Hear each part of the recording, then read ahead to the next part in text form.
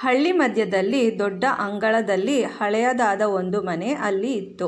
ಅಲ್ಲಿ ಅಜ್ಜಿ ವಾಸಿಸುತ್ತಿದ್ದರು. ಆ ಮನೆಯ ಹಿತ್ತಲಲ್ಲಿ ಹಲವಾರು ಕೋಳಿಗಳು ಇದ್ದವು. ಆದರೆ ಅವುಗಳಲ್ಲಿ ಒಂದು ಮಾತ್ರ ವಿಶಿಷ್ಟ. ಅದು ದೊಡ್ಡದಾಗಿತ್ತು. ಅತಿ ದೊಡ್ಡದಾದ ಕೋಳಿ. ಅದರ ಹೆಸರು ಕಂಪಳಿ. ಕಂಪಳಿಯು ಸಾಮಾನ್ಯ ಕೋಳಿಯಲ್ಲ. ಅದು ಅಜ್ಜಿಗಿಂತಲೂ ಎತ್ತರ. ಅದರ ಭಾರೀ ಗಾತ್ರ ಮತ್ತು ಅದ್ಭುತ ಶಕ್ತಿಯು ಹಳ್ಳಿಯ ಎಲ್ಲರಿಗೂ ಆಶ್ಚರ್ಯ ಹುಟ್ಟಿಸುತ್ತಿತ್ತು. ಹಿತ್ತಲಿನಲ್ಲಿ ಬರುವವರನ್ನು ಅದನ್ನು ಕಂಡು ಬೆಚ್ಚಿ ಬೀಳುತ್ತಿದ್ದರು.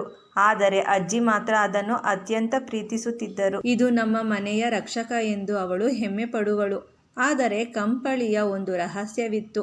ಪ್ರತಿ 1 ತಿಂಗಳಿಗೆ ಅದು ಒಮ್ಮೆ ಮಾತ್ರ ಮೊಟ್ಟೆ ಇಡುತ್ತಿತ್ತು. ಆದರೆ ಅದು ಸಾಮಾನ್ಯ ಮೊಟ್ಟೆಯಲ್ಲ. ಅದು ಚಮತ್ಕಾರಿಕ ಹೊಳೆಯುವ ಮೊಟ್ಟೆ. ಹಳ್ಳಿಯ ಮಕ್ಕಳು ಈ ರಹಸ್ಯವನ್ನು ಕುರಿತು ಕುತೂಹಲದಿಂದ ಮಾತನಾಡುತ್ತಿದ್ದರು. ಮೊಟ್ಟೆ ತೆರೆದು ನೋಡಿದಾಗ ಅದರೊಳಗೆ ಒಂದಿಷ್ಟು ಬೆಳ್ಳಿ ಹೊಳಪು ಕಣಗಳು ಕಂಡವು. ಮೊಟ್ಟೆ ಪಳಪಳ ಎಂದು ಹೊಳೆಯುತ್ತಿತ್ತು. ಒಂದು ರಾತ್ರಿ ಅಜ್ಜಿ ಮಲಗಿದ್ದಾಗ ಅವಳಿಗೆ ವಿಚಿತ್ರ ಕನಸು ಬಂತು. ಕನಸಿನಲ್ಲಿ ಆ ಮೊಟ್ಟೆಗಳಿಂದ ಹೊಳೆಯುವ ಹಾರಗಳನ್ನು ತಯಾರಿಸಲಾಗುತ್ತಿತ್ತು. ಆ ಹಾರವನ್ನು ಧರಿಸಿದವನು ಅಪಾರ ಶಕ್ತಿಯನ್ನು ಪಡೆಯುತ್ತಿದ್ದನು. ಆದರೆ ಮೊಟ್ಟೆಗಳ ಬಗ್ಗೆ ಒಂದು ದಟ್ಟ ಷಡ್ಯಂತರವು ರೂಪುಗೊಂಡಿತ್ತು. ಹಳ್ಳಿಯ ಹಳೆಯ ಒಬ್ಬ ಅಜ್ಞಾತ ವ್ಯಕ್ತಿ ಈ ಮೊಟ್ಟೆಗಳಿಗಾಗಿ ತೀವ್ರ ಆಸೆಯನ್ನು ಇಟ್ಟುಕೊಂಡಿದ್ದನು. ಮರುದಿನ ಬೆಳಿಗ್ಗೆ ಅಜ್ಜಿ ತನ್ನ ಮೆಚ್ಚಿನ ಕಂಬಳಿಯನ್ನು ಕಣ್ಣಾರೆ ನೋಡಿದಾಗ ಅದರ ನೋಟದಲ್ಲಿ ಏನೋ ಬದಲಾವಣೆ ಕಂಡಿತು. ಅದು ತೀವ್ರ ಉತ್ಸುಕತೆಯಿಂದ ಆಕಾಶದತ್ತ ನೋಡುತ್ತಿತ್ತು. ಅದೇ ಸಮಯದಲ್ಲಿ ಅಜ್ಜಿಯ ಮನೆಯ ಬಾಗಿಲತ್ರ ಅಪರಿಚಿತ ವ್ಯಕ್ತಿ ಒಬ್ಬ ನಿಂತಿದ್ದ. ಕಂಪಳಿ ತನ್ನ ಗಂಭೀರ ಕಣ್ಣುಗಳನ್ನು ಆ ಆಕಾಶದತ್ತ ಗಾಢವಾಗಿ ನೆಟ್ಟಿತ್ತು. ಆ ಕ್ಷಣದಲ್ಲಿ ಹಳ್ಳಿಯ ಅಂಗಳದಲ್ಲಿದ್ದ ಕಬ್ಬಿಣದ ಗಂಟೆ ಗಾಳಿಯಲ್ಲಿ ಮೃದುವಾಗಿ ಗೋಜು ಹೊಡೆದಂತೆ ಅಲೆಯಿತು. ಅಜ್ಜಿ ಕುತೂಹಲದಿಂದ ಕಿಟಕಿಯಾಚೆ ನೋಡಿ ಹಳ್ಳಿಯ ದ್ವಾರದಲ್ಲಿ ನಿಂತಿದ್ದ ಆ ಅಪರಿಚಿತ ವ್ಯಕ್ತಿ ತನ್ನ ಕೈಯಲ್ಲಿ ಏನೋ ಹಿಡಿದುಕೊಂಡು ನಿಶ್ಚಲವಾಗಿ ನೋಡುತ್ತಿದ್ದ. ಅಜ್ಜಿ ಯೋಚಿಸಿದಳು. ಕಂಪಳಿ ನೋಟವನ್ನು ಗಮನಿಸದೇ ಇರಲಾರಳು. ಅಜ್ಜಿ ನೋಡಿದಾಗ ಶಾಂತವಾಗಿಯೇ ನಿಂತಿತ್ತು. ಆದರೂ ನಡವಳಿಕೆಯಲ್ಲಿ ಅಜ್ಜಿಗೇನೋ ಸಂಶಯವಿತ್ತು.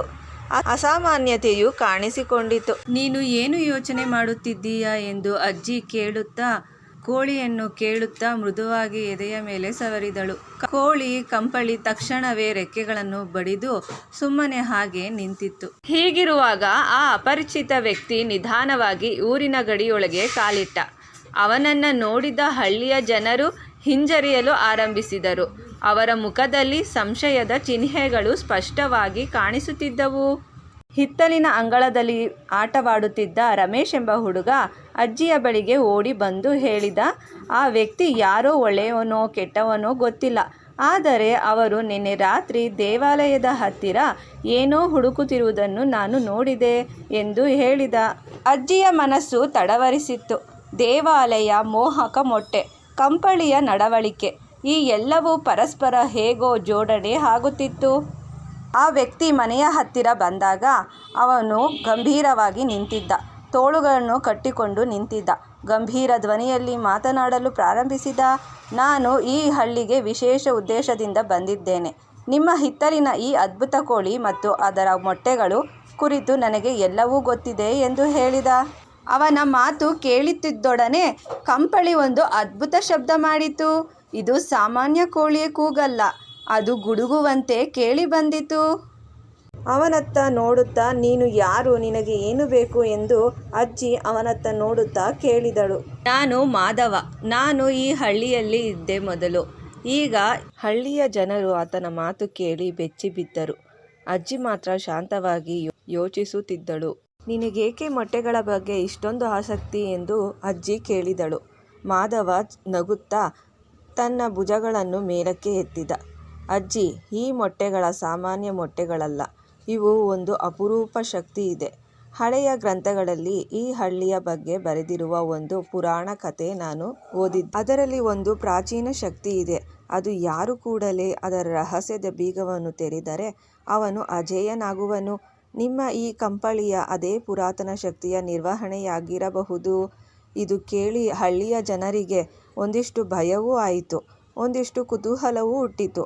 ಆದರೆ ಅಜ್ಜಿ ಮಾತ್ರ ನಗುತ್ತಾ ಮಾತಾಡಿದಳು. ನೀನು ಎಷ್ಟು ಹಳೆಯ ಕತೆಗಳನ್ನು ಓದಿ ಬಂದಿದ್ದೀಯೋ ಗೊತ್ತಿಲ್ಲ ಮಾಧವ, ಆದರೆ ನಾನು ನನ್ನ ಕಣ್ಣಾರೆ ನೋಡಿದ ಅನುಭವವೇ ಸತ್ಯ. ಕಂಪಳಿ ನಮ್ಮ ಮನೆಯ ರಕ್ಷಕ, ಅದು ಯಾರಿಗೂ ಹಾನಿ ಮಾಡದು. ನೀನು ಇದನ್ನು ಏನನ್ನಾದರೂ ಅಪಾಯಕಾರಿ ಕಾರಣಕ್ಕಾಗಿ ಬಳಸಲು ಬಯಸುತ್ತಿದ್ದರೆ ಆ ಯತ್ನವನ್ನು ಈಗಲೇ ಬಿಟ್ಟುಬಿಡು. ಆ ಮಾತನ್ನು ಕೇಳಿ ಮಾಧವ ಕೋಪಗೊಂಡ. ನಾನು ಅಜ್ಞಾತನಲ್ಲ ಅಜ್ಜಿ, ನಾನು ಶಕ್ತಿಗಾಗಿ ಬಂದಿದ್ದೇನೆ, ಆದರೆ ಅದನ್ನು ಹಾಳು ಮಾಡಲು ಅಲ್ಲ. ಈ ಶಕ್ತಿಯು ನಮಗೆ ಅನುಕೂಲವಾಗಬಹುದು, ಊರಿನ ಭವಿಷ್ಯವನ್ನು ಬದಲಾಯಿಸಬಹುದು.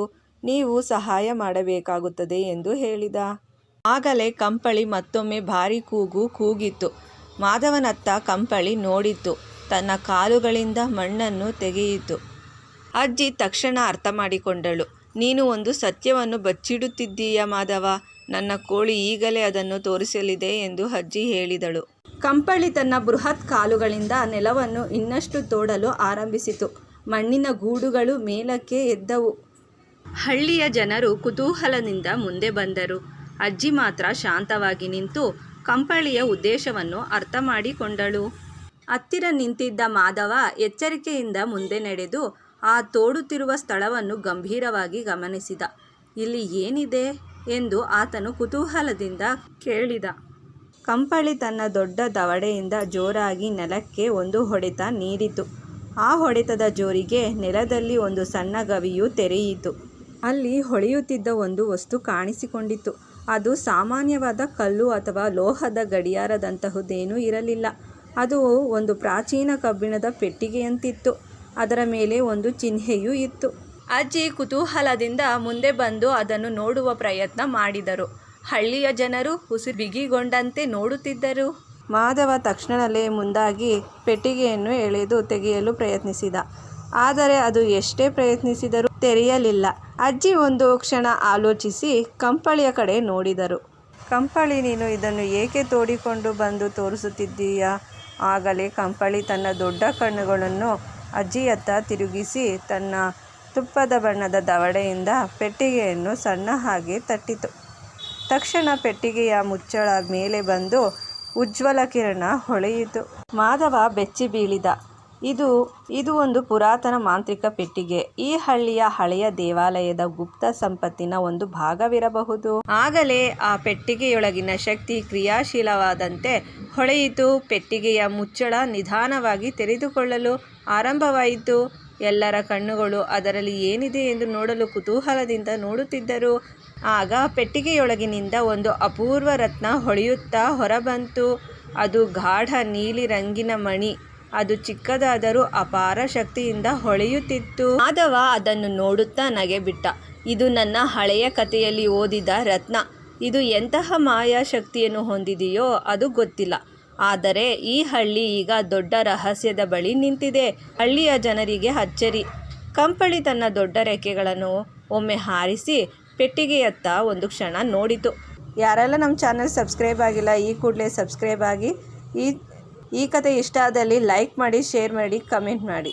ಮತ್ತೊಂದು ಕಥೆಯಲ್ಲಿ ಮೀಟ್ ಮಾಡೋಣ. Bye friends.